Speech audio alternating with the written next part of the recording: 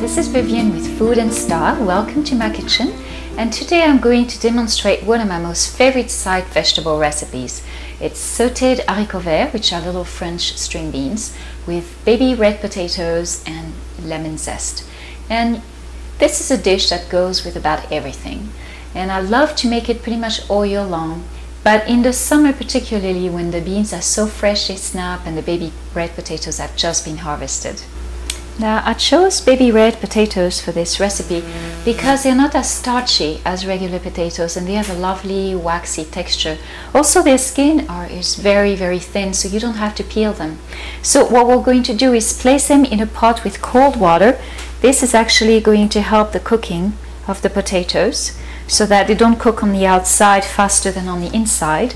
And we're going to bring this to the stove and we're going to warm them up and bring them to a boil on medium-high heat. Now once the water boils, we're going to boil these potatoes anywhere between 10 and 14 minutes depending on their size, and they should be tender but not mushy. Now we've only got a couple of ingredients to prep before. We're going to need about half a pound of haricots verts, which has little baby string beans like this, and the only thing you're going to do is snap the stem end. That beautiful tip, you're going to leave it exactly as it is, and you will do that with 1.5 pounds of beans. I've already prepped some of it. And then once you have snapped the stem ends off, you're going to cut them in half on the diagonal and add them to your bowl. The next thing is going to be to julienne some lemon zest, and to do that I use a vegetable hand peeler. The standard kind is really wonderful. Make sure you hold it perpendicular, otherwise you will not be able to take the zest off the lemon. And by wiggling the lemon a little bit, you're going to peel the skins off this way. And you see, I want the lemon zest to have no pith on it, or as little pith as you can manage. And once you have done that, you're going to take your peel and slice it with a big knife in tiny little julienne slices. Make sure you do them as small as you can. Here we go. These goes into a little bowl right here. We are ready to blanch the beans, and blanching means actually partially cooking. The first thing you're going to do is to fill a large bowl with cold water, and then you're going to add some ice cubes to it. This is going to stop the cooking once the beans are done. The next thing is that you have a large pot of water. This is an 8-quart pot, boiling water, ready to go. And what you're going to do is add a tablespoon of salt to the water. Now you may ask me, why salt in the water? And there's a good reason for that. If you boil vegetables without putting any salt in the water, it will actually draw the nutrients from the vegetable itself, like sugars and salt, and those will leach out into the water. By adding salt to it, you're making the water less soluble, and the nutrients are likely to stay in the vegetable itself. Also, it helps a little bit accelerating the cooking of the vegetable. So here we go. We're going to add our beans. Now make sure you add vegetables in small amount. This is the other thing about blanching. We do not want the boiling to stop. We want to keep the temperature of the water constant. So here they are.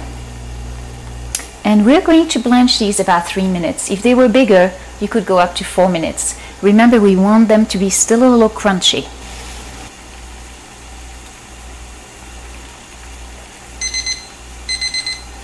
They are ready. See how lovely bright green color. So you're going to quickly scoop them up, put them in the ice water bath.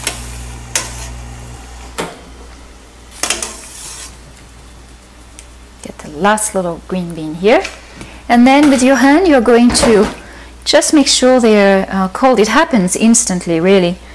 15 seconds at most is what you need. And you're going to pull them up and put them in a bowl lined with paper towels. Now a little red potato boiled for about 14 minutes. Here they are. As you see, they're still nice and firm, perfect skin. And I'm going to slice them in wedges about 1/2 inch.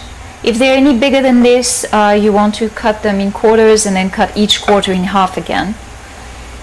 But about 1/2 inch wedges is perfect. And don't worry if the skin wants to peel a little bit, just leave it on. It's just delicious when it cooks. Here we go.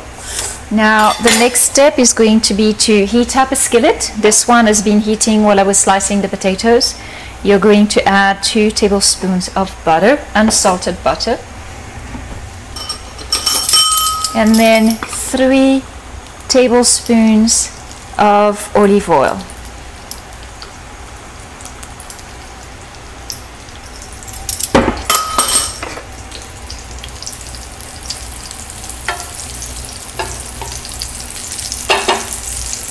Now we're going to add our potatoes to this.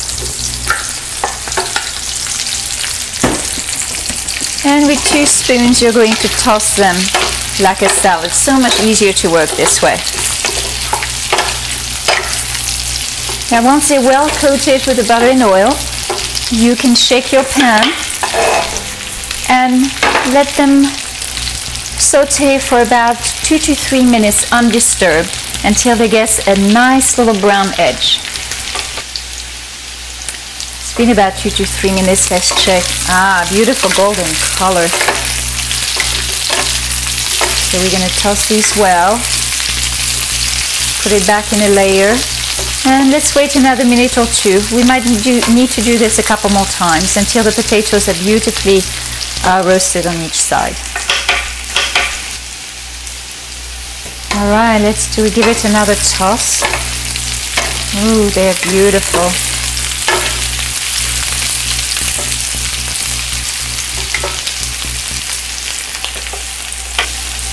Okay, these potatoes have been cooking for about 6 to 7 minutes now.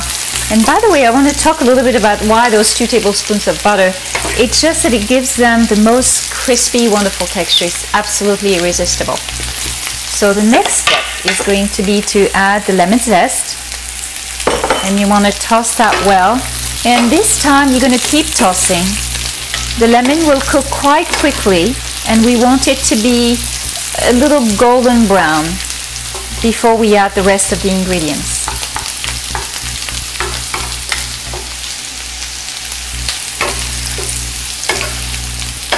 Ah, it's smelling so good. We see the lemon zest is starting to cook now and shrinking a little bit. Make sure it's at the bottom of your pan. As you see, the lemon zest is nice, crispy, it's getting nice and brown. So now it's time to add our green beans, our haricots verts. I'm going to toss well.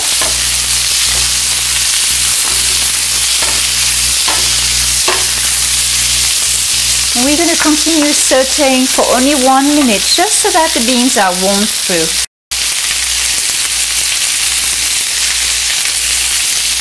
I'm adding a teaspoon, 3/4 of a teaspoon to a teaspoon of sea salt, a little black pepper. Toss well.